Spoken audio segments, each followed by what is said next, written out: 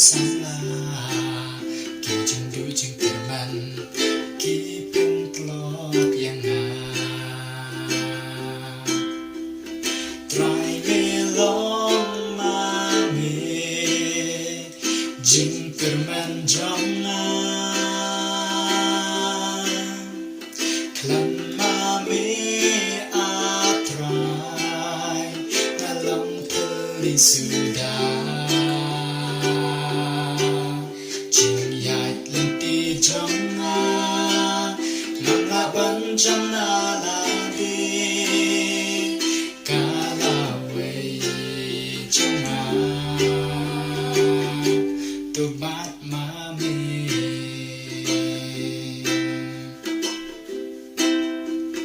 Try utip katong Bang aday ban po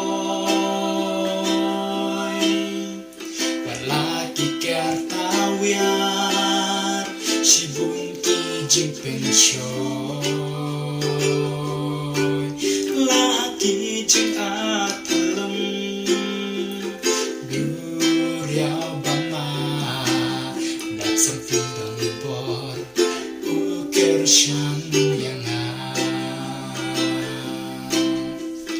Try me long mami Jing kerman jangan Klan mami atray Nalong teli sudah Jinyat linti jangan Ngalapan jam naladi Kalawai jangan Tubat mami Langayat hatam senyum jenya Ngam syating medon ringkat Kajak kari melong Basti jenyada Memelong jengkerman jangan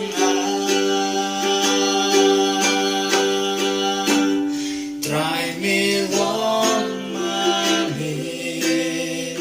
Jingkerman jangan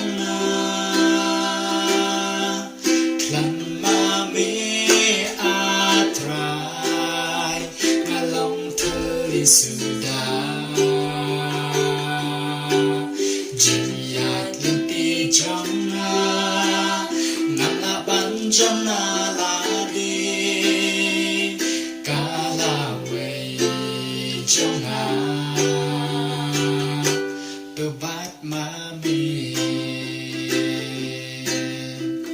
Kalawai jangan